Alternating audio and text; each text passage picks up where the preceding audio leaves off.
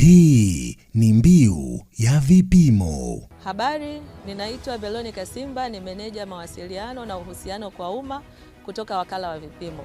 Katika Mbiu ya Vipimo, safari hii tunaangazia ushiriki wa Wakala wa Vipimo katika mkutano wa kivipimo wa Jumuiya ya Afrika Mashariki uliofanyika hivi karibuni kule Mombasa nchini Kenya.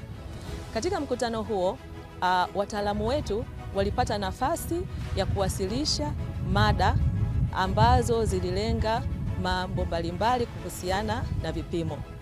Palikuwepo maombi takribani 40 kutoka kwa wanachama wa kivipimo wa Jumuiya ya Afrika Mashariki, ambapo ni 14 tu kati ya hayo yalipata ridhaa ya kuweza kuwasilishwa na 4 kati yake ilitoka Wakala wa Vipimo Tanzania.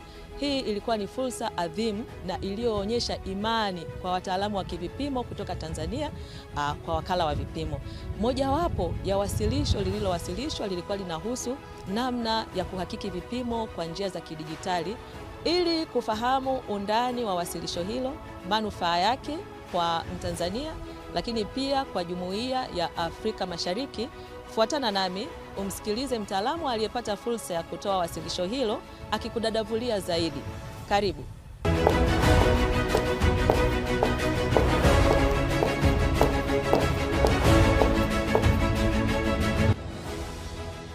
Kwa majina naitwa Mbwana Amani, ni afisa vipimo kutoka ofisi ya Wakala wa Vipimo Tanzania. Mada niliyowasilisha katika kongamano la kivipimo la Jumuiya ya Afrika Mashariki ilikuwa inahusu ni namna gani bora ya kuongeza ufanisi wa kumlinda mwananchi katika namna ya kuhakiki vipimo vya kidijitali.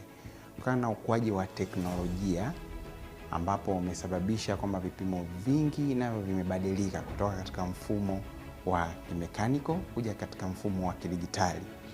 Hivyo mabadiliko haya yameleta mabadiliko pia katika namna ya uhakiki wa vipimo hivi ili kuongeza namna bora ya kumlinda mlaji.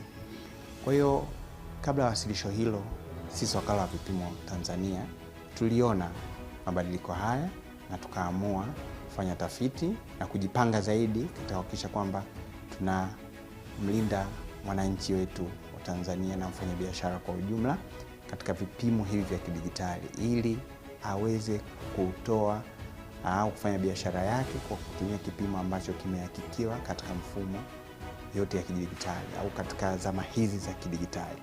Hivyo ndugu mwananchi, wasilisho langu litahakikisha kwamba mwananchi atakuwa salama pindi anapotumia vifaa hivi vya kidijitali, iwe ni mzani wa kidijitali, iwe ni pampu ya mafuta, iwe ni mita za mafuta, zote ambazo zinatumia mfumo wa kidijitali ambao unakuwa unaongozwa au unakuwa controlled na software katika ufanyaji wake au utoaji wa matokeo hayo. Katika wasilisho hili pia linasaidia upande wa kikanda.